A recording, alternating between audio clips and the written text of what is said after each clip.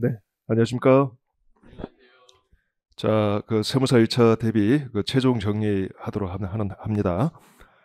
총 5회에 걸쳐서 할 건데, 제가 좀 곰곰이 생각을 해봤어요. 어떻게 하는 게 가장 효과적일 거냐라고. 자, 그 결과, 최근 세무사 회계사 기출문제 풀어보는 게 가장 좋을 것 같아. 여러분들 어느 정도 그 객관식 교재는 다 공부가 돼 있죠? 그러니까 객관식 교재에서 뭐 상당 부분은 뭐 장별로 이렇게 다 나와 있으니까 풀어봤겠지만, 이제 연도별로 이렇게 쭉 풀어보면 좀 또 다른 느낌도 좀 들 것 같고 해서 그래서 역순으로 이렇게 풀어볼까요? 그러니까 매회 회계사 일에 세무사 일에 이런 식으로.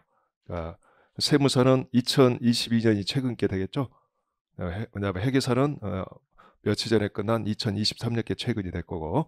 그래서 이런 식으로 해서 5개년치 정도 풀어보면 좀 더 감이 잡히지 않을까.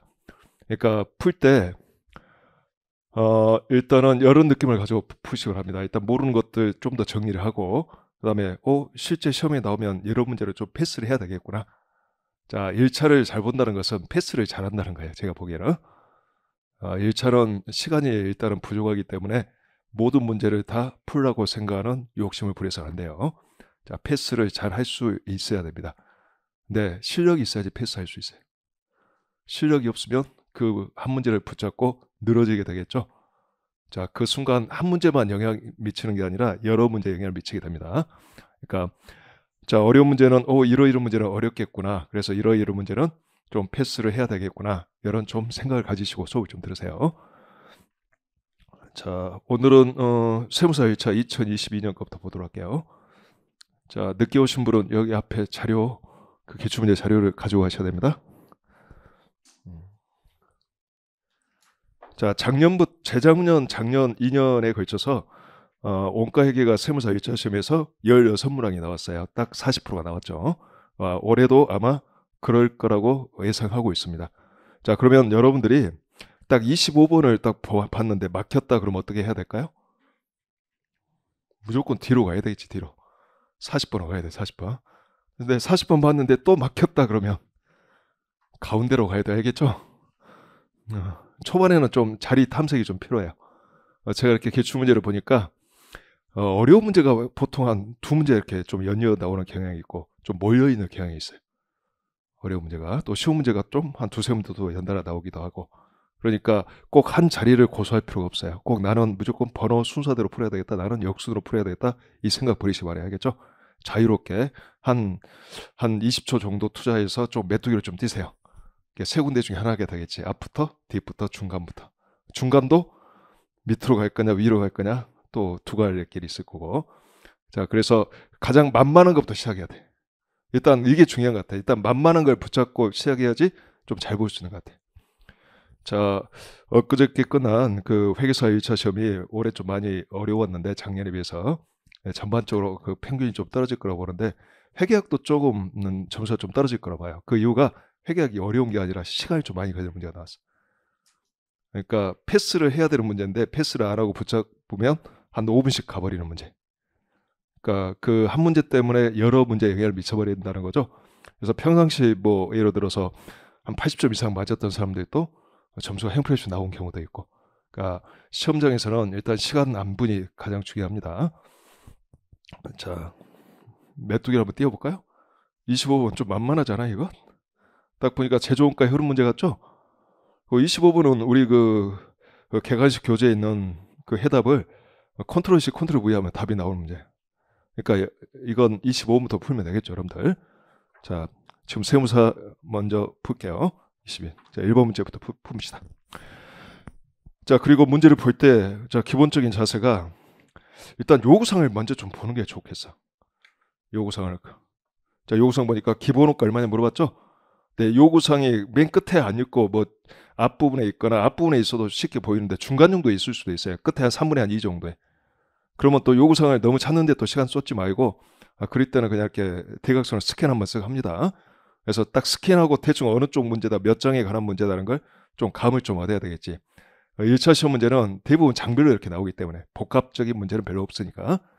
자, 이 문제는 딱 스캔해 본 결과 원재료 제공권 제품 세계 재고자산가액이 주어져 있죠. 기본원가 물어봤으니까 당연히 일장 제조원가의 흐름에 관한 문제죠. 자, 그리고 머릿속에 그러면 기본 원가는 직접 재료가 플러스 직접 노무가 합이죠. 자, 직접 재료가 사용액 알아야죠. 자, 직접 재료가 사용액을 구해야 되는 문제라면 자, 원재료 제공품 제품을 합쳐서 풀 수는 없겠죠.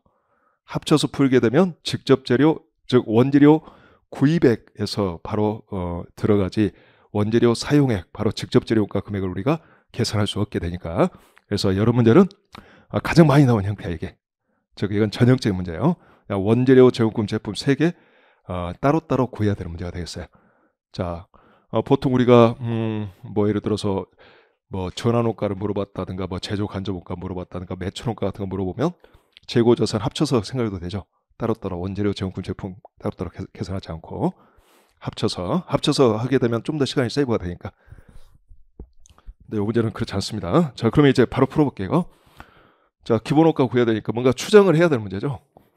자, 마음속에 원재료 제공품 제품 마음속에 딱 그리고 자, 추정하는 과정은 이렇게 될 거예요. 이렇게 이게 되겠죠. 그래서 여기에서 자, 직접 재료원가, 직접 노무가, 제조 간접원가 필요한데 이 두 개 합이 필요한 거죠 지금.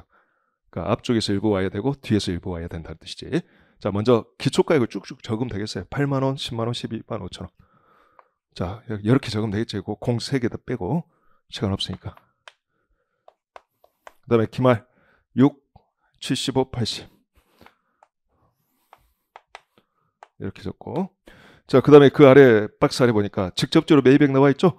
96만 원. 매입액 96이구나. 자, 그 다음에 직접 노무원가는 제조 간접원가의 몇 프로구나? 40%구나. 그러면 제조 간접원가를 그냥 미지수화하는 게 가장 좀 좋아 보여.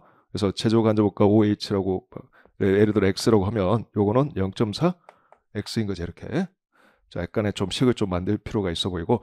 매출액 나와 있죠. 자, 매출액이 나와 있으면 매출 원가율을 알면 자, 매출액 곱하기 매출 원가율 하면 그거 바로 매출 원가 나오죠. 자, 매출 원가율이 주어지면 가장 쉬운 문제. 매출 총이익률 주어져도 쉬운 문제. 자, 1 빼기 매출 총이익률하면 매출 원가율이니까. 자, 매출 원가 이익률이 주어지면 좀 어려운 문제. 이때는 1 플러스 매출 원가 이익률분의 1을 곱해야 되죠. 매출액에. 자, 매출액에 뭘 곱해서 매출 원가를 구할 수 있는가. 자, 3가지 율이 주어졌을 때 정확히 적용할 수 있어야 됩니다. 자, 매출 원가 이익률은 1 플러스 매출 원가 이익률분의 1을 곱하는 거예요. 그래서 자, 매출 총이익률이 16%니까 매출 원가율은 84%죠. 자, 계산기에 때리면 되겠지. 250만 원 곱하기 0.84면 한번 계산해 봅시다. 210만 원이죠? 자, 210만 원. 그거겠죠. 공 3개 지금 빼고 했으니까 210만 원 플러스 자, 8만 원 더하고 자, 125 빼면 여기 2055가 될 거고 하나만 적을게요. 205. 자, 플러스 75 7만 5천 원이죠. 2130이야 이게. 2130. 자, 여기도 2130이 돼야 되겠지. 자, 이거 구해보면 98만 원 넘어오겠지. 자, 98만 원 이렇게 되겠지. 그래서 98만 원. 자, 2130 빼기 1080 빼주면 되겠죠. 이렇게 2개 빼주면 되겠지. 그러면 요 2개 합이 자, 1050이 될 거예요. 그럼 나누기 1.4 해주면 x값이 일단 나오죠. 그러면 x가 75란 말이지. 그럼 곱하기 0.4 해주고 그러면 이게 30만 원. 에다 플러스 98만 원 해주면 자, 128만 원 나오죠. 그래서 정답은 128만 원이야 이렇게. 그래서 뭐 최소만 적어요. 최소. 뭐 내가 보여주는 게 이한 게 아니잖아. 딱 필요한 최소만 적고 빨리빨리 계산기 가지고 딱 보면서 계산할 수 있도록. 자, 요 정도 해야지 여러 문제를 한 1분 정도에 풀 수 있는 거야. 1분에서 1분 적어도 10초, 20초 이내에 풀 수 있는 거야, 이거. 이거 이렇게 생각하시기 바랍니다. 일단 2분이 컷이다, 2분. 2분 넘어갈 것 같은 문제는 일단 나중에 푼다, 시간 남으면. 더 이상 풀 문제가 없을 때. 자, 2분 이내에 풀 수 있는 거 풀고. 자, 이렇게 생각합시다. 자, 26번 문제. 자, 먼저 요구사항 항상 밑을 먼저 보자. 자, 가로 스캔하고. 근데 이건 딱 스캔하는 동시에 첫 번째 줄에 종합원가 계산이라는 말이 나오죠. 자, 그리고 추정 문제죠. 기초제품의 전환원가 완성도 묻는 문제죠. 자, 종합원가 계산 문제 4점 문제예요. 자, 이 문제도 객관식 교재 공부했으면 컨트롤 C 컨트롤 V에 이것도 해답이. 자, 뭘 이용하는 건지를 문제를 분석해 봅시다.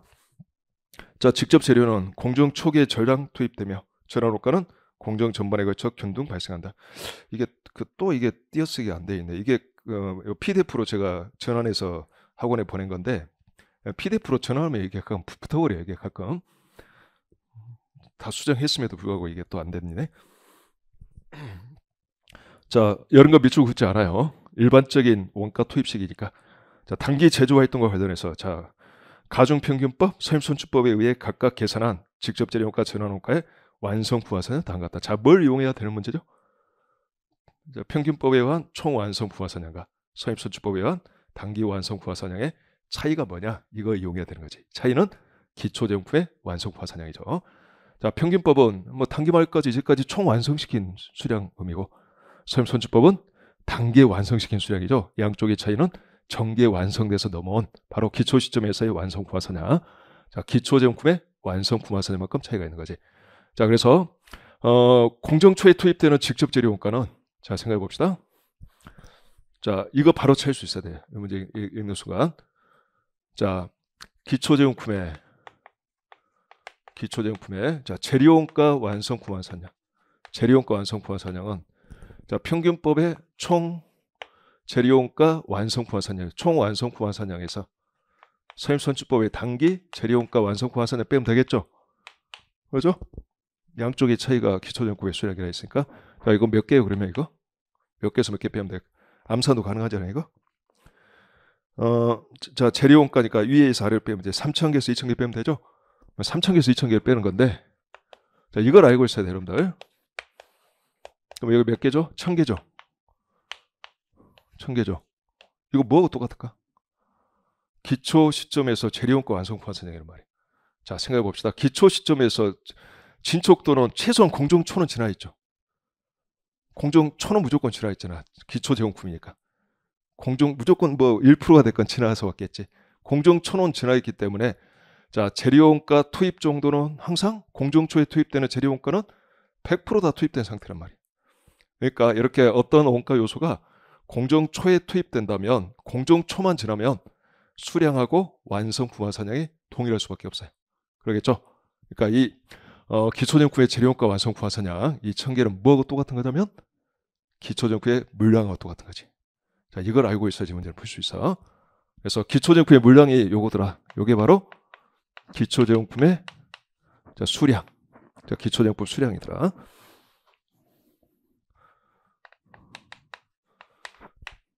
자, 기초제품은 재료원가 완성 부하선량 계산해 보면 수량 1,000개 곱하기 원가 투입 정도죠.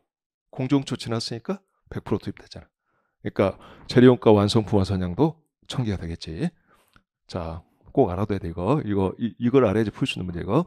기초제품의 재료원가 완성 부하선량이 수량하고 같구나. 수량은 찾았죠. 이제 뭔만 찾으면 될까요? 기초제품의 전환원가 완성 부하선량을 찾으면 되겠지. 뭐 전환원가 완성 부하선량을 기초제품의 수량으로 나누면 진척도가 되겠죠. 기초 시점에서의 진척도. 그러면 두 번째, 자, 기초제품의 뭐 적으려 할 필요 없어요, 여러분들. 그 해답이 다 있으니까. 기초제품의 자, 전환원가 완성 부하선량은 역시 평균법의 총에서 서임손주법의 단기를 빼면 되겠죠. 자, 오른쪽 거 빼면 몇 개예요? 2,400개 빼기 1,800개니까 600개죠. 600개. 자, 이게 기초정품의 전환원가 완성도 환산량이죠. 자, 따라서 기초정품의 자, 전환원가 완성도는 자, 물량 1,000개분에 몇 개 하면 되겠어요? 600개 하면 되겠지. 그건 60%죠. 그래서 60%니까 1,000개 곱하기 60%에서 600개가 된 거지. 그래서 정답은 60%가 되겠다. 이것도 그 객관식 교재 그대로 있어. 이것도 사장에 그대로 있는 문제야. 이거 그 해답 제가 제 기억에 컨트롤 C 컨트롤 V 했던 것 같아요. 숫자와 바꿨던 것 같아.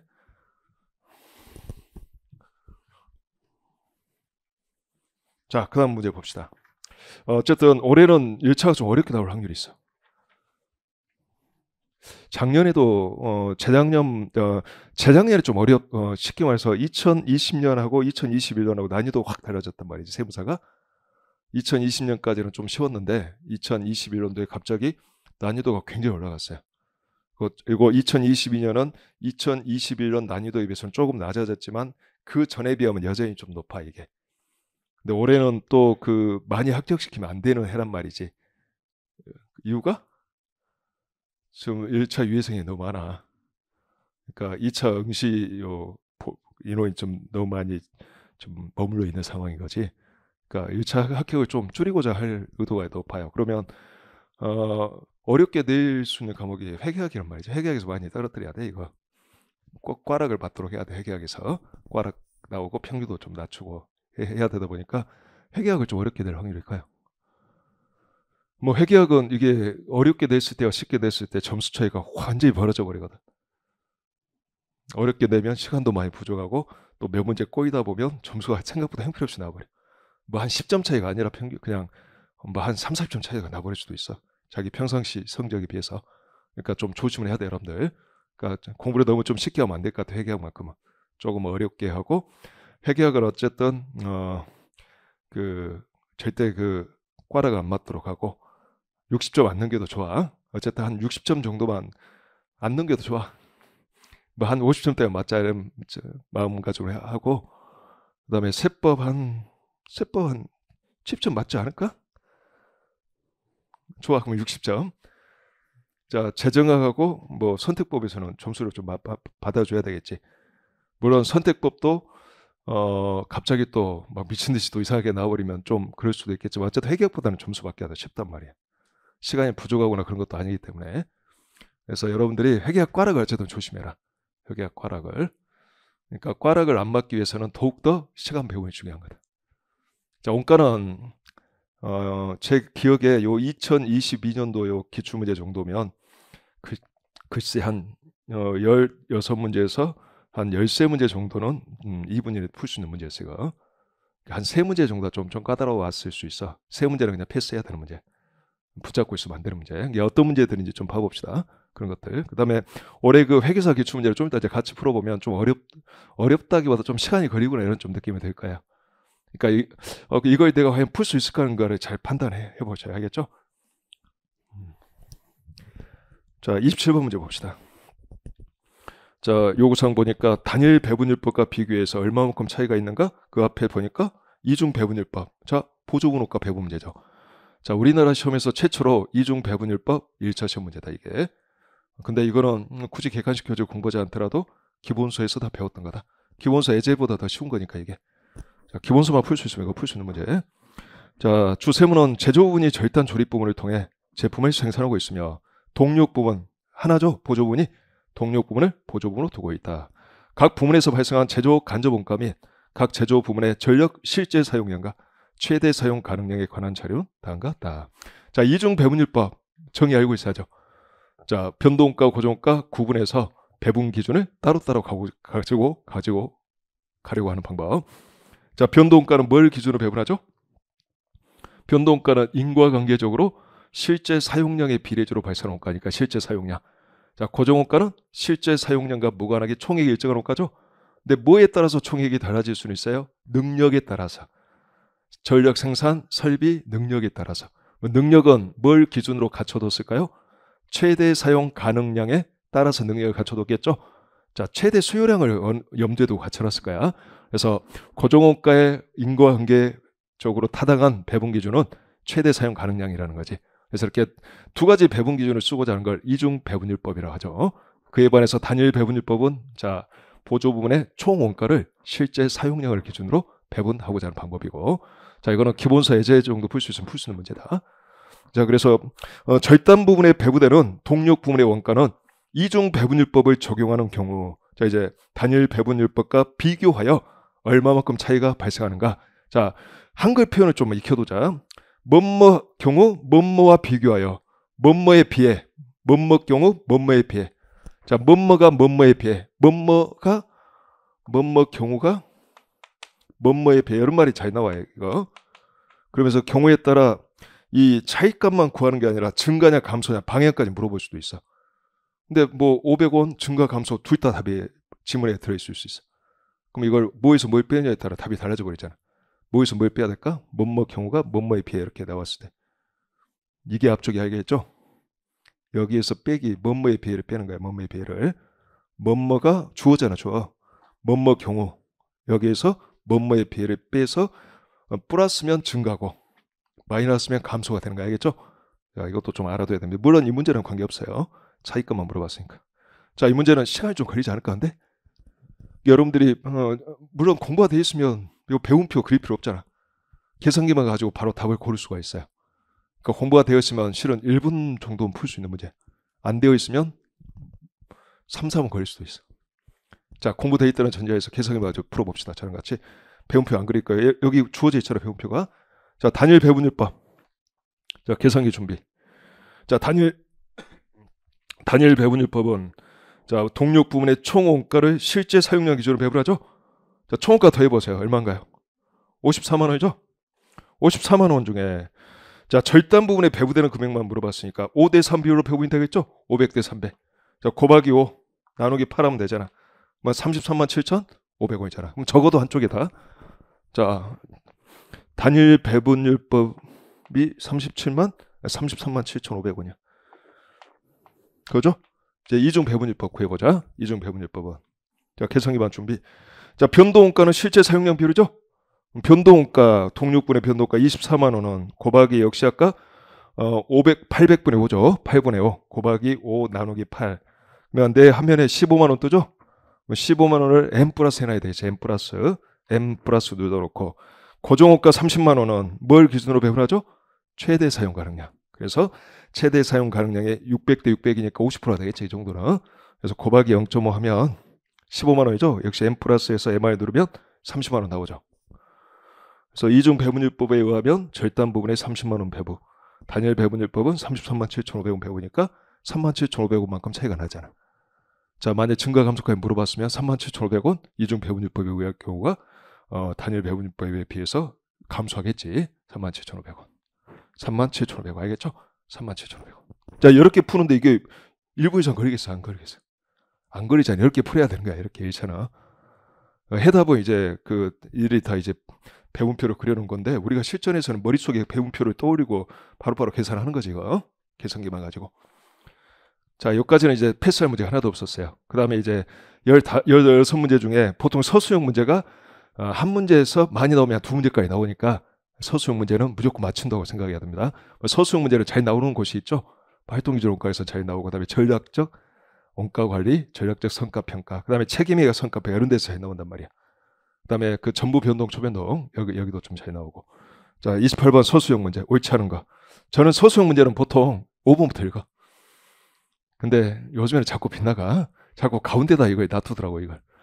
자, 옳지 않은 거니까 5번부터 보면 고객별 제품별로 공정에서 요구되는 활동의 필요량이 매우 상이한 경우에 적용하면 큰 효익을 얻을 수 있다. 자, 이거는 활동기준 원가 계산을 적용했을 때 효익이 큰 경우에 해당하냐 물어본 거죠. 뭔가 이게 상이점이 크면 클수록 활동기준 원가 계산을 적용하면 복잡하고 상이점이 크면 클수록 효익이 증가한다고 배웠었잖아 우리가. 그러니까 맞는 말이지 이거. 4번 원가를 소비하는 활동보다 원가의 발생 행태에 초점을 맞춰 원가를 집계하여 배부하기 때문에 전통적인 원가 계산보다 정확한 제품 원가 정보를 제공한다. 자, 뭐뭐 때문에 이유 표현은 맞죠? 전통적인 원가 계산보다 보다 정확한 원가 정보를 제공하죠? 근데 이유가 틀렸잖아, 이유가 말이 바뀌었잖아. 원가 발생 행태보다는 원가를 소비하는 활동에 초점을 맞춰서 원가를 집계하죠? 활동에 원가를 집계하잖아. 활동에 초점을 맞춰서. 발생 행태가 아니라. 그렇기 때문에 즉 발생 행태가 아니라 활동에 초점을 맞춰서 집계하기 때문에 보다 정확한 원가를 계산할 수 있잖아. 말장난 쳐놓은 거잖아. 답이 4번이잖아. 5번부터 읽기를 잘한 거죠. 나머지도 이제 공부 목적에서 비교해보면 3번 제품 생산과 서비스 제공을 위해 수행하는 다양한 활동을 분석하고 파악하여 자, 비부가치 활동을 제거하거나 감소함으로써 원가를 효율적으로 절감하고 통제할 수 있다. 자, 이거는 장점이죠. 활동기준 원가 계산의 장점은 활동별로 원가를 통제할 수 있다는 장점이 있지. 활동별로 원가를 통제하고 활동 분석을 통해서 원가를 절감할 수 있다는 장점. 그래서 활동 분석을 통한 원가 절감, 활동별로 원가를 통제하는 장점 두 가지를 다 포함하고 있는 표현이에요, 지금. 그다음에 2번 설비 유지 원가는 원가 동의를 파악하기 어렵기 때문에 여전히 자의적인 원가 배부가 이루어지는 부분이라고 그랬죠. 맞는 말이고. 1번 제조 기술이 발달되고 공장이 자동화되면서 증가되는 제조 간접 원가를 정확하게 제품에 배부하고 효과적으로 관리하기 위한 원가 계산 기법이다. 당연히 맞는 말이지. 활동기준 원가 계산의 도입 배경을 언급하고 있는 표현 중에 하나예요. 자, 이것처럼 어떤 건 도입 배경, 어떤 건 장점, 어떤 건 활동기준 원가 계산을 도입하면 효익이 큰 경우 다양하게 나오죠. 이것저것 섞어서 구성하고 있어요. 요즘은 예전처럼 서술형이 아주 또 쉽게는 안 나와. 너무 막 많이 나버렸으니까. 근데 대부분 서술형은 기출문제로 보면 돼요, 여러분들. 예전에 똑같이는 안 나오지만 기출문제 뭔가 표현에 좀 걸리는 것들이 되게 많아. 물론 이번 요 28번은 새로 만든 문제인 건 확실해요. 예전에 그 없었던 표현들이 주로 이루고 있는데 그래도 우리는 쉽게 구할 수 있었지. 4번 쉽게 구할 수 있었어. 자, 지금까지는 다 맞췄겠죠? 여러분들이 봤으면? 아니야? 네 문제 벌써 맞췄어. 이 정도 문제는 다 맞춰줘야 지금까지는. 자, 29번 문제 봅시다.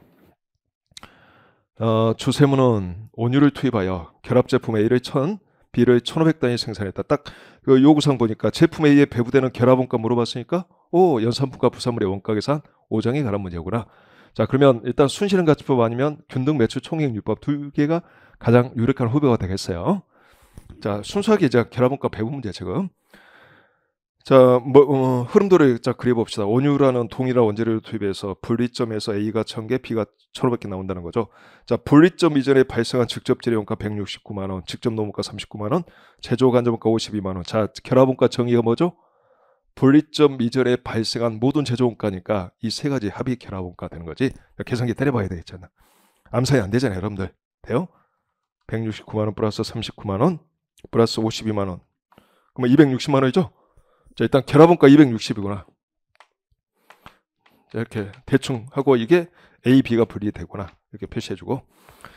자, 제품 A, B는 분리점에서 시장이 형성되지 않아 추가 가공을 한 후에 판매하는데 A의 추가 가공가는 85만 원, 판매비 12만 5천 원 발생하죠. 판매비가 독특해. 자, 이게 85만 원 추가 가공가. 판매비가 발생해. 판매비 얼마? 12만 5천 원. 이건 판매비야, 판매비. 추가 가공가. 자, 판매비는 제조원가예요, 아니면 비제조원가예요? 판매비는 비제조원가잖아. 자, 전보원가 계산에 따랐을 때 매출 총액을 구성하는 요소야, 아니면 저 매출원가를 구성하는 요소야, 구성하지 않는 요소야? 판매비는 매출원가하고 관계없는 거잖아. 자, 매출원가는 결합원가 배분해 가고 이 추가 가공원가가 매출원가가 되는 거죠. 판매비는 매출 총액 아래 부분이라면 판매관리비, 영업이익을 계산할 때는 필요하지만 매출 총액 계산할 때는 불필요한 요소예요. 기초가 좀 필요하단 말이야. B는 추가 가공가 110만 원과 판매비 20만 원. 자, 110만 원.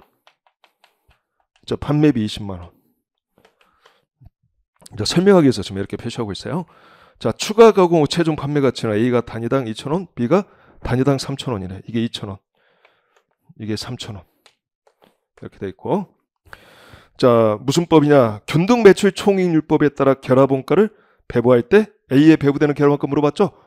자, 추정 문제 아니면 그냥 일반 그 판매비만 좀 조심하면 되는 그냥 기본 그 교과서 기본서에 있는 예제 문제예요, 이거. 예제 문제잖아. 뭔만 조심하면 되겠어요. 판매비는 고려할 필요 없는 거잖아. 판매비는 매출 총이익을 구성하지 않으니까. 매출 총이익 계산할 때 판매비 포함하지 않으니까. 매출 총이익은 매출액에서 매출원가만 빼서 매출 총이익이 나오는 거지. 판매비는 그 다음 이야기잖아.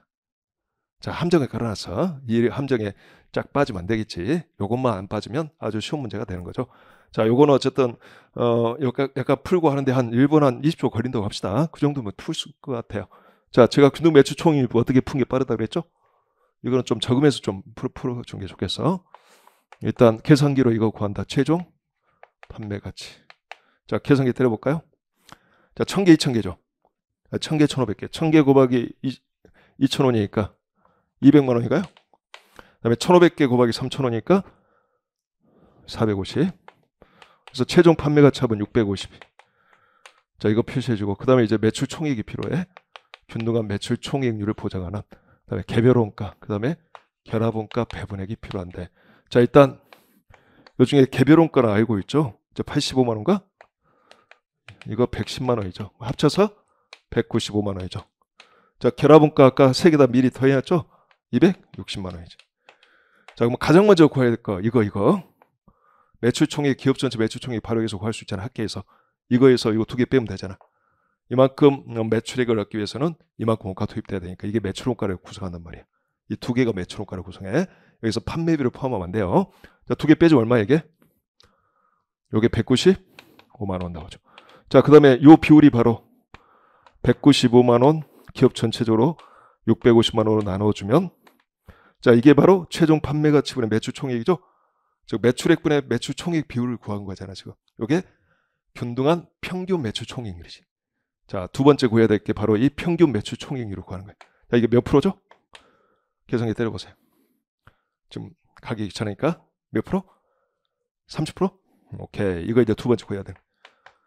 자, 세 번째는 이제 이거 이제 구할 수 있는 거 아닌가?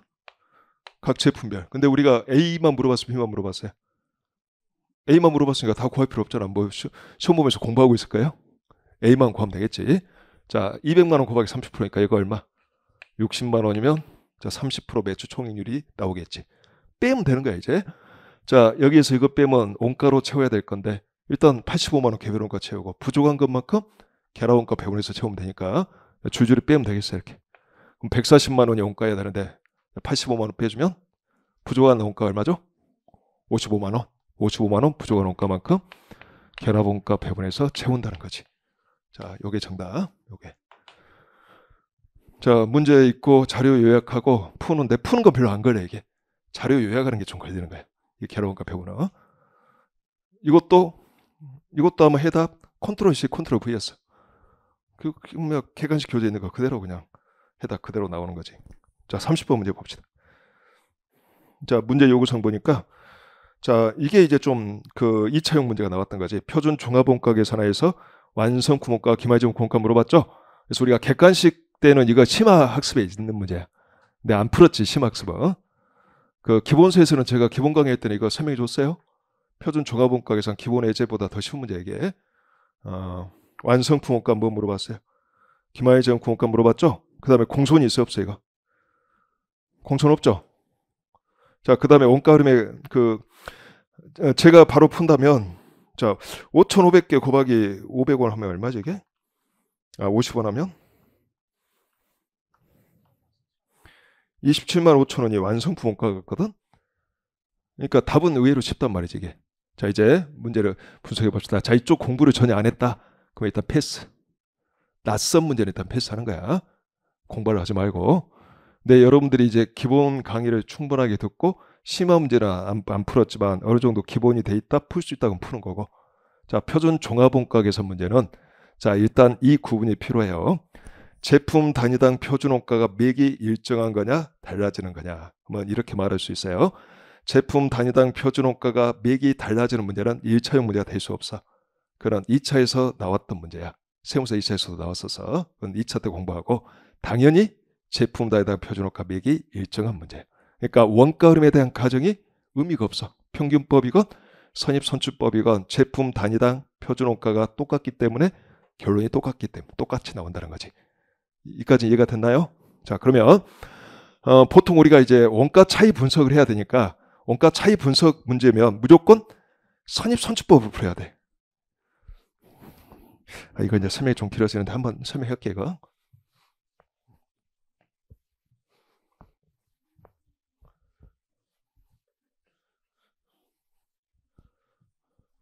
자, 이 경우 알아둡시다. 표준 종합원가.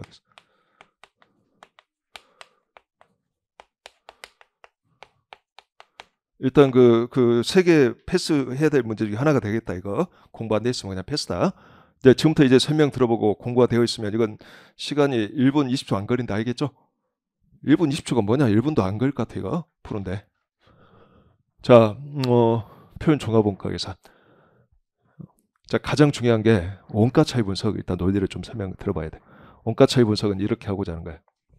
제공품 계정이 있으면 자, 단기 투입 원가 또는 단기 총제조 원가라고도 하고 또는 단기 발생 원가라고도 하죠. 그러죠? 원가 차이 분석은 기간별 성과 평가를 위해서 한단 말이지.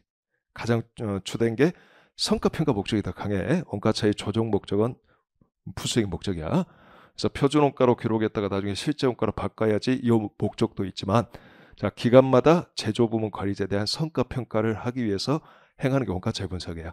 그러니까 자, 기간별 컷오프가 필요해. 기초정품 원가는 이미 전년도 원가 차이 분석 대상이야. 자, 단기의 원가 차이 분석은 바로 요 부분만을 대상으로 하는 거야. 자, 요 부분에 대한 자, 뭐와 뭐를 비교하냐면 실제 원가와 자, 이거에 허용된 표준 원가를 비교하는 게 원가 차이 분석이에요. 자, 우리가 변동 제조 원가, 즉 직접 재료 원가, 직접 노무가 VOH는 실제 원가를 AQ 곱하기 뭐라 그러죠? AP라고. 표준 원가는 SQ SP라고 하죠. 자, 요 SQ가 잘 봐봅시다. 만약에 제공품 재고가 없다, 0이다 그러면 이 단기 투입 원가 뭐가 똑같은가요? 완성품은 똑같잖아. 또는 단기 제품 제조 원가라고도 하잖아. 완성품 원가라고도 하고 공정이 하나면 단기 제품 제조 원가하고 같은 거고 이게 같은 거잖아요. 이게 같기 때문에 자, 이렇게 말할 수 있죠. 얘는 실제 원가는 실제 생산량이 예를 들어 1000개라면 1000개를 완성시키기 위해서 1000개를 생산하기 위해서 투입된 원가잖아. 그러니까 요 실제 원가가 실제 생산량 때문에 발생한 원가야. 이게 같기 때문에. 자, 실제 생산량 곱하기 단가에서 요 실제 발생 원가를 찾을 수 있어. 근데 이걸 이제 요소별로 뭐 시간이면 시간, 킬로그램이면 킬로그램 이렇게 바꿔서 찾겠지만, 그래서 어쨌든 실제 생산량을 생산하기 위해서 발생한 원가란 말이지. 그래서 제공품 재고가 없을 때는 여기 이제 제공품 재고가 없을 때는 SQ가 실제 생산량이 되는 거예요. 이게 실제 생산량에 해당하는 원가니까 표준 원가도 실제 생산량에 해당하는 표준 원가 필요해. 근데 이제 요걸 보통 그 투입량 단위로 바꾸어서 자, 실제 생산량에 허용된 이렇게 용어를 쓰죠. 자, 표준 투입량. 그러죠? 그래서 SQ의 두 가지 의미의 기본수에서 나와 있었잖아요. 실제 생산량 또는 실제 생산량에 허용된 표준 투입량. 이렇게 나와 있었잖아. 근데 만약에 이게 00이 아니에요. 이게 00이 아니야. 이게 숫자가 있어. 이게 숫자가 있으면 얘가 같은 거예요, 다른 거예요? 다른 거잖아. 얘가 달라지잖아. 그러니까 이 AQ 곱하기 AP가 실제 생산량 때문에 발생한 게 아니란 말이야. 뭐 때문에 발생한 거예요? 어떤 걸 완성시키기 위해서 발생한 거예요? 어떤 수량 때문에 발생한 거예요? 바로 종합원가에서 우리가 배웠잖아. 종합원가에서 선입선출법에 따르면 배분하는 원가가 단기 투입 원가만 배분하는 원가니까 단기에 이만큼 원가를 투입해서 단기에 완성시킨 걸 뭐라고 하죠? 우리가 단기 완성품 환산량이라고 하잖아. 그래서 단기 완성품 환산량에 해당하는 실제 원가가 발생한 거지. 단기 완성품 환산량 분만큼 발생한 거지. 그러니까 이것도 SQ도 단기 완성품 환산량을 받게 된단 말이야. 그래서 이게 선입선출법에 의한 제공품이 있으면 실제 생산량 대신에 단기 완성품 환산량으로 바뀌는 거예요. 환산량. 단기 완성품 환산량에 나머지 똑같아. 허용된 표준 투입량. 자, 단기 완성품 환산량은 FIF 선입선출법에 의한 완성품 환산량이죠. 자, 그렇기 때문에 표준 종합원가에서는 원가 차이 분석까지 나중에 해야 되니까 자, 먼저 이제 매기 제품 단위당 표준 원가가 일정한 경우만 지금 알아두면 되겠어요. 요 일정한 경우.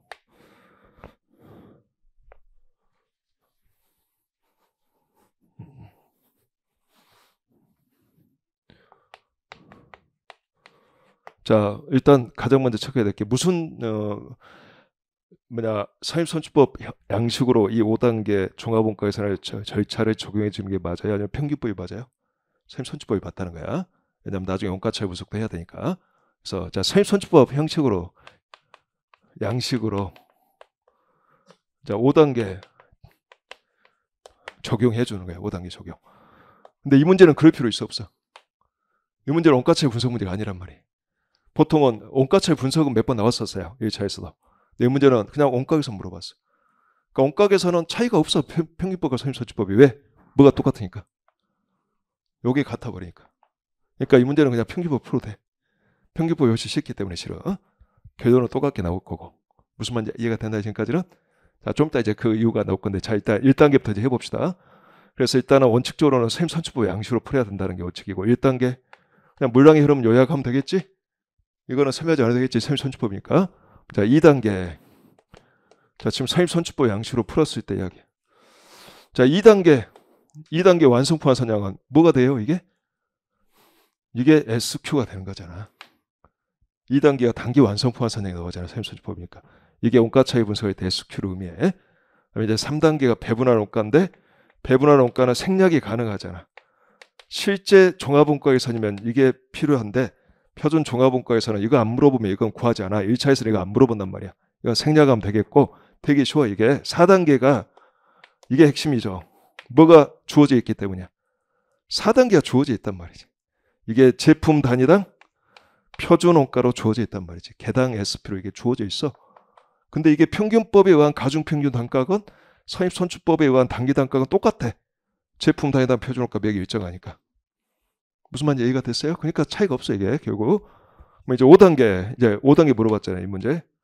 자, 5단계는 완성품의 표준 원가와 자 기마이 정품의 표준 원가 물어봤죠? 자 곧바로 저는 그냥 5단계 바로 구해버릴까 이거. 뭐 선입선출법 평균법 필요 없이. 자 봅시다. 이 완성품의 표준 원가는 재밌는 게 매기 제품 단위당 표준 원가가 일정하다면 이걸 굳이 선입선출법 형식으로 이걸 표현할 필요 없단 말이야. 즉 이렇게 기초제품의 표준 원가 플러스 완성품의 2단계 곱하기 4단계 그렇게 할 필요 있을까 없을까? 없어. 왜냐면 평균법 똑같으니까 결론이. 평균법 식으로 표현하면 되는 거야. 평균법은 완성품 수량하고 평균법의 완성품의 총 완성품 환산량 같죠 항상? 평균법은 완성품 수량이 완성품 환산량과 항상 같아. 그러니까 요거는 이렇게 표현하면 되겠어요. 평균법처럼. 이렇게 완성품 수량 곱하기 SP 알겠죠? 자, 기마이 제공품의 표준 원가만 기마이 제공품의 2단계가 필요하겠지. 즉 기마이 제공품의 완성품 환산량이 필요하겠지. 근데 기마이 제공품의 완성품 환산량은 평균법에 의하나 선입선출법에 의하나 숫자가 똑같아. 자, 기마이 제공품의 2단계 완성품 환산량 계산하고 곱하기 4단계 SP 하면 되겠지. 4단계. 무슨 말이야 있어요? 이 문제는 이거 필요 없어. 이거 다 날리고 이거 그냥 바로 하면 돼 이거. 그러니까 제대로 공부가 돼 있는 사람은 1분이면 풀어 1분이면. 그러니까 이왕이면 좀 알아서 푸는 게 좋겠다는 거지. 근데 만약에 이런 게 공부 안 돼 있으면 이게 안 떠오르니까 헤맨단 말이지. 버벅거리고 한 5분 써버릴 거니까 아예 풀지 말고. 무슨 말이죠? 자기가 평상시에 공부 안 돼 있는 건 나오면 그냥 제끼입니다 무조건. 그 한 문제 그냥 날린다고 생각하세요. 100점을 맞으려고 하는 게 아니니까. 이러면 합격 못 하겠지. 날리고. 아직 그거는 공부가 많이 안 돼 있는 거야. 그럼 안 되겠지. 가끔 날려야지 가끔. 적어도 그 4문제 중에 한 3문제는 2문제에서 3문제는 풀고 한 문제 또는 경우에 따라서 2문제 이렇게 날린다고 생각해야지. 그래야지 합격할 수 있는 거잖아 이게. 최소한. 자 이제 30번 문제 풀어볼게 이제. 주세무는 영업을 2000X 전에 영업을 시작했다. 더욱더 쉽게 줘서 기초제공품도 없다는 거잖아. 더욱더 원가 흐름에 가장 신경 쓸 필요도 없는 거잖아 이거. 자 표준 원가 계산 제도를 적용하고 있다. 자 2000X 2년에 근데 이제 2000X 2년도 이야기네. 기초과금이 있을 수 있네. 자 제품 단위당 표준 원가는 2000X년과 동일하게 설정됐다고 돼 있죠. 그러니까 이게 바로 무슨 말이에요? 현재 2년밖에 경과하지 않았잖아.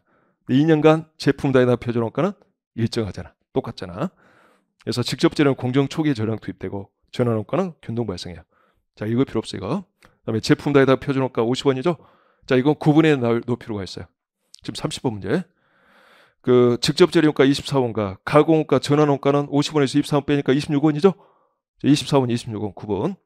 자 2000X 2년도 기초제품이 1000단위 있고 단기 완성량은 5500단위고 자 기마이 제품은 700단위 있죠. 근데 저 1단계, 2단계 안 풀 거야.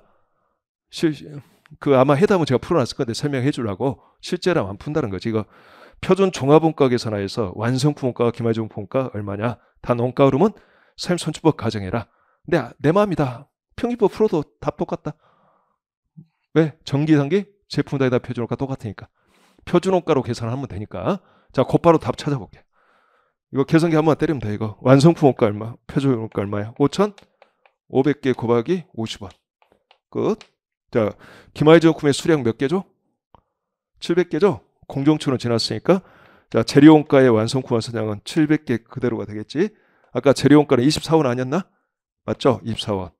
그다음에 가공원가는 기마이 제품의 진척도 몇 프로예요? 60%죠? 그러면 700개 곱하기 60%니까 420개가 되겠지. 가공원가의 완성품 환산은 420개. 곱하기 26원이잖아. 이게 답이야. 이게 답 바로 나오죠? 자 됐어요. 근데 나중에 이제 1차 합격하고 나서 2차 공부할 때는 공손히 있는 표준 종합원 계산까지 해놔야 됩니다.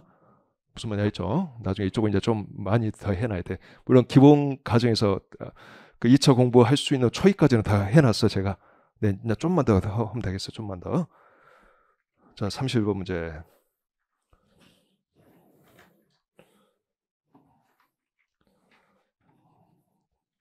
좀 도움이 되겠어요? 이렇게 정리하면? 지금까지는 이게 한 문제 이제 패스하는 거지. 지금까지. 우리 기준에 의하면 우리라고 해야 되나? 할 수 있어요? 제가 우리라고 해도 되는 거야?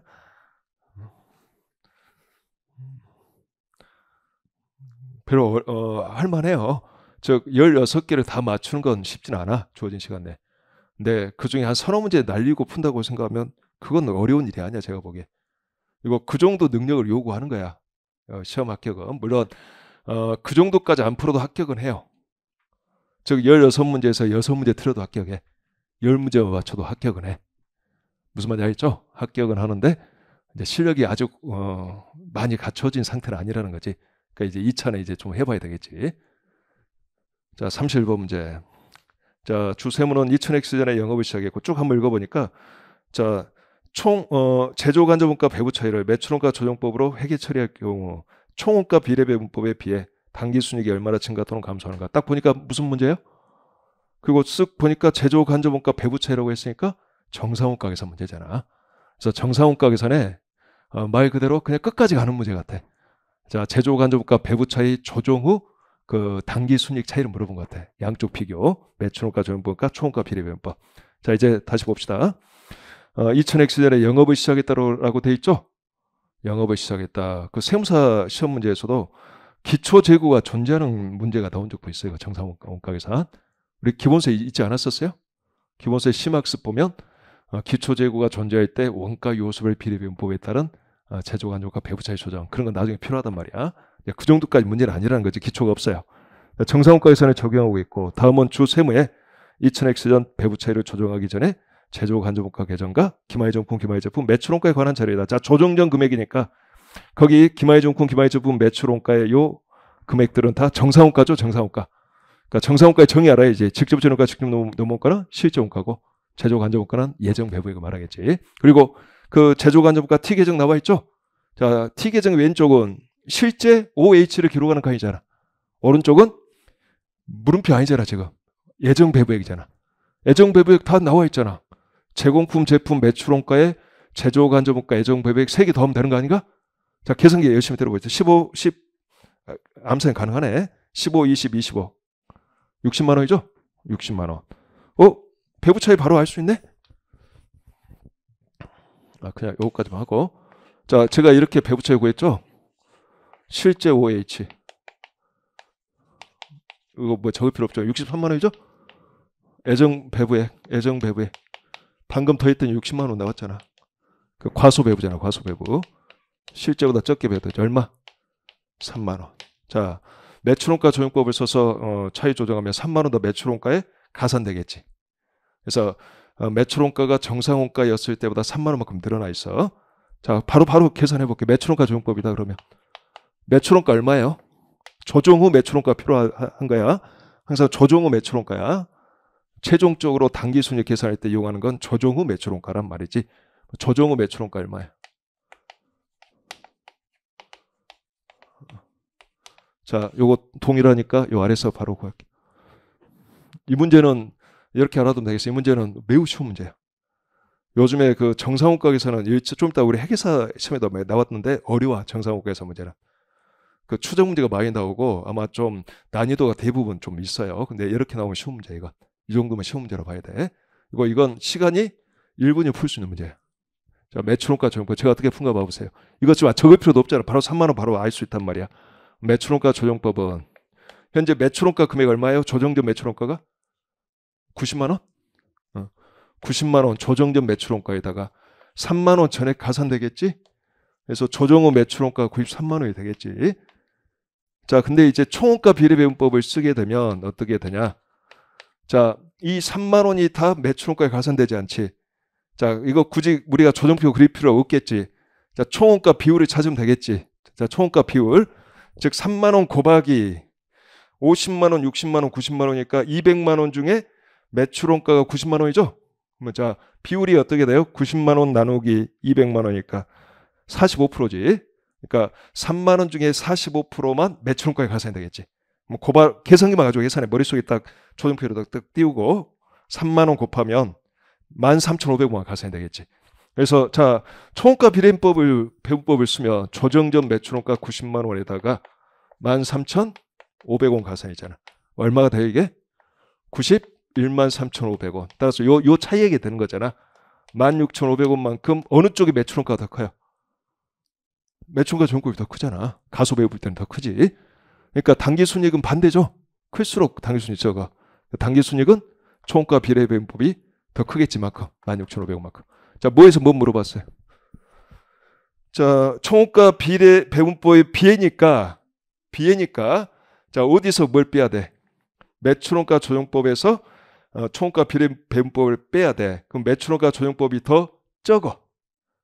더 적잖아. 매출원가가 더 크니까 당기순이익이 더 적잖아. 당기순이익이니까. 그러니까 더 적은데 적은 거에서 큰 걸 뺀 거란 말이야. 그러니까 당기순이익이 증가한 거지 이건. 16,500원 증가가 되는 거잖아. 방향이 좀 어렵단 말이야. 매출원가는 감소죠. 매출원가가 자 헷갈리면 여러분들 이렇게 생각합시다. 당기순이익으로 생각하지 말고 매출원가로 생각하세요. 매출원가가 자, 매출원가 조정법에 의하면 93만 원이고 총원가 비례배분법은 91만 3천 원이니까 자, 빼주면 16,500원만큼 반대네. 매출원가 감소했죠? 그러니까 당기순이익은 증가지. 반대. 매출원가하고 방향이 같지. 나도 헷갈리네. 자, 매출원가 감소한 만큼 반대잖아. 당기순이익은 증가하잖아. 그러니까 매출원가 감소, 당기순이익 증가. 무슨 말인지 알겠어요? 그러니까 방향이 필요하니까 이게 이런 게 어려워. 증가하냐? 매출원가 감소. 그만큼 당기순이익 증가. 어? 뭐가? 자, 다시 매출원가 조정법으로 회계 처리할 경우 총원가 비례배분법에 비해 당기순이익이 얼마나 증가?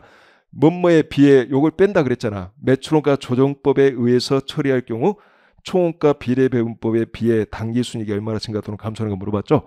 자, 그러면 매출원가 조정법으로 하게 되면 매출원가가 얼마냐면 93만 원이죠. 자, 총원가 비례배분법으로 하게 되면 91만 3,500원이고 그러니까 매출원가 기준으로 놓고 보면 매출원가가 16,500원만큼 그치. 빼니까 증가한 거지. 내가 왜 이걸 계속 감소로 계산했지? 매출원가 조정법에서 총원가 비례배분법을 빼니까 16,500원만큼 플러스가 나오잖아. 플러스면 증가지. 증가니까 당기순이익은 반대니까 감소가 되겠지. 감소가 답이네. 은근히 헷갈려 이게. 자, 증가 감소가 좀 헷갈려. 다시 한번 이거 확실하게 정리합시다. 아까 제가 적어놓은 거 있는데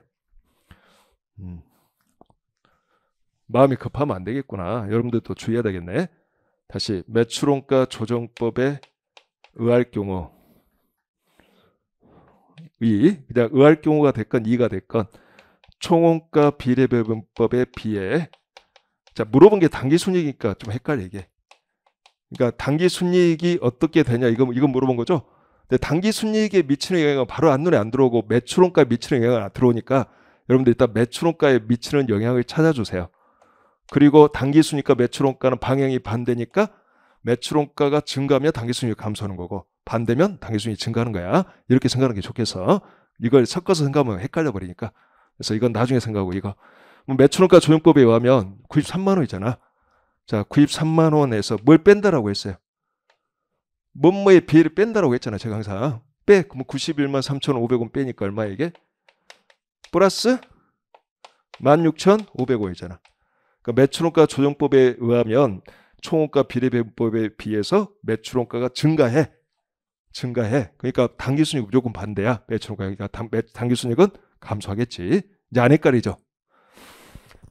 좀 차분하게 뭐뭐가 또는 뭐뭐에 의할 경우 뭐뭐에 비해 뭐뭐가 요거에서 뭐뭐에 비해를 빼. 플러스면 증가고 마이너스면 감소야.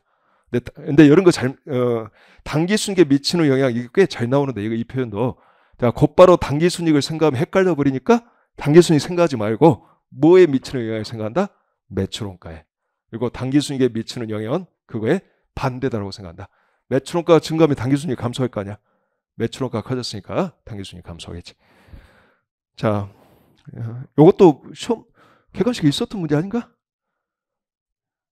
이런 문제 되게 있었어요. 요거보다 더 그 볼륨이 큰 것도 있었단 말이야. 그것도 우리가 풀어봤었어. 제가 제 기억에는 요거하고 거의 유사한 문제 있었어. 똑같은 문제 있었어. 뭐냐, 요구사항 똑같은 문제 있었어요. 봐볼까?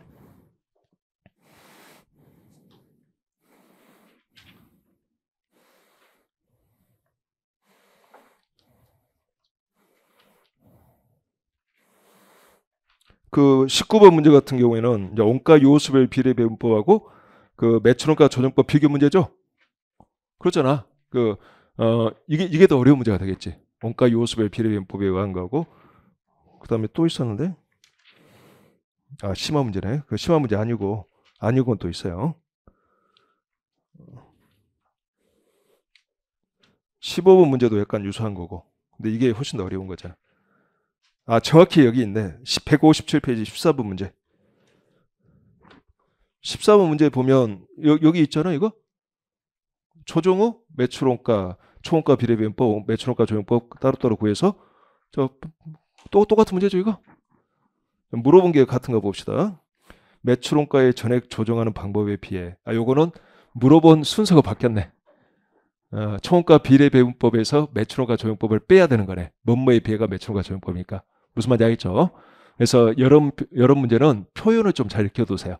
항상 뭐뭐의 비해를 뺀다라고 생각한다. 뭐뭐의 비해를. 다 풀어놓고도 방향 헷갈리면 안 되니까. 억울하잖아, 이거. 자, 여기까지 하고 32번까지만 보고 좀 쉬었다 할게요. 자, 주세무는 제품 AB를 생산하고 있으며 제품 생산에 관한 자료는 다음과 같다. 여기도 붙었네. 다음과 같다. 자, 월간 이용 가능한 기계 시간은 1000시간이고 노무 시간은 2400시간으로 제한되어 있다. 이건 쉬었다 할까요, 이거? 응? 딱 보니까 이거 무슨 법이야, 이거? 선형기획법 아닌가? 거기 보니까 자, 월간 고정원가는 2만 원 매월 동일하고 시장 수요는 무한하다. 오, 다행이네. 시장 수요가 제한이 있으면 우리 제약 조건 식이 좀 복잡해져. 그래프도 복잡해지고. 근데 이건 좀 풀만해. 자, 주세무가 이익을 극대화하기 위해서는 A와 B를 몇 개 팔아야 하는가? 자, 바로 최적 생산 계획 수립. 선형계획법 기본 문제가 되겠죠? 그냥 기본 문제. 우리가 연습했던 것보다 훨씬 쉬운 문제. 자, 바로바로 풀어볼게요. 이 문제는 2분 이내 풀 수 있으면 푸시고, 만약에 내가 식 세우고 연립방정식 막 풀고 하는데 2분 이상 걸린다 그러면 그냥 패스하시기 바라요. 근데 이 정도는 풀어야 됩니다. 알겠죠? 2분 이내 연습해서 풀 수 있도록 해놔야 된다는 거지. 자, 나의 목적 함수부터 발표다. 나의 목적이 뭐냐? 자, 극대화시키는 거죠. 공원력을 극대화시키는 거예요. 공원력 극대화. 자, 제품 AB의 생산 판매량을 AB라고 가정하고, 자, 단위당 공원력이 나와 있으니까 30A 플러스 50P가 되겠죠. 영업이익까지 필요 없어. 고정원가는 어느 제품을 생산하건 관계없이 총액 일정할 거니까 30A 플러스 50B. 자, 두 번째가 이제 중요하죠. 제약 조건. 어떤 제약 조건 하에서 이 목적을 달성할 거냐. 자, 제약 조건 식을 세워보자. 자, 첫 번째가 자, 이용 가능한 기계 시간의 제약이죠. 기계 시간에 제약이 있다라는 거지. 기계 시간 제약.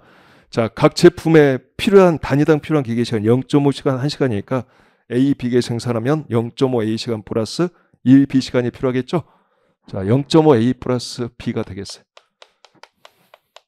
요게 얼마 이하여야 돼요? 1000 이하. 자, 하나 됐고, 그 다음에 이용 가능한 노무 시간이 2400시간 이하여야 돼. 2400시간. 자, 노무 시간의 제약이야. 자, A, B개 생산할 때 필요한 시간은 1.5A 시간 플러스 2B 시간이 되겠죠? 1.5A 플러스. 자, 이거는 무조건 요 세우고 나서 여기까지 쓰고 써놔야 됩니다. 이건 암산을 할 수 있는 게 아니야. 써놔야 돼. 그리고 그래프까지 일단 그 형태는 대충 그리세요. 그래프 대충. 세 번째, 실행 가능한 영역. 그래프 그려보자. 자, 이 모든 제약 조건을 충족시키는 영역이지, 이거에 다 충족시키는 영역이 실행 가능한 영역이야. 자, 이걸 대충이라도 빨리 그려보면, 자, 이건 좀 쉬워요. 자, A 0이면 B 1000이고, B 0이면 A 2000이지. 1000과 2000이. 안쪽요, 안쪽. 자, A 0이면 1200B, B 0이면 2400 나누기 1.5니까 1600인가요? 자, 1200과 1600, 1600. 자, 그 다음에 어떤 시장 수요 제약 같은 게 없으니까 딱 이거밖에 없어. 자, 이 안쪽이니까 공통된 영역은 이 빗금친 영역만 현실적으로 존재 가능한 영역이죠. 이 모든 제약 조건을 충족시키면서 존재 가능한 A, B 영역이란 말이야. 요 꼭지점이 필요하겠지? 요 세 개 중에 하나가 답인데, 자, 일반적으로 시간 없으면 얘가 답이 알겠죠? 일단 찍어. 계산하는데 한 10초 정도 걸리니까 아깝다면 그냥 이거 10번씩 풀어주면 돼요.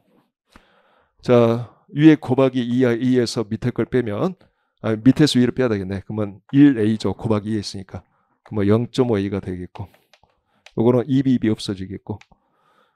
자, 2400에서 2000 빼니까 400이 돼. 따라서 A는 800이 나오네. 그래서 A 800. 자, 여기다 대입해주면 400 넘기고 B 600이죠. 800, 600. 자, 정답은 800, 600일 확률이 50% 이상이다라고 본다. 근데 원래는 어떻게 풀어야 돼? 원래는 3개 대입해봐야 되지. 자, 계산기만 때려봅시다. 일단 800, 600부터 계산해보면 800 곱하기 30이니까 24,000원인가요? 플러스 600 곱하기 50이니까 3만원이니까 54,000원이죠? 그러면 요거일 때는 54,000원이야.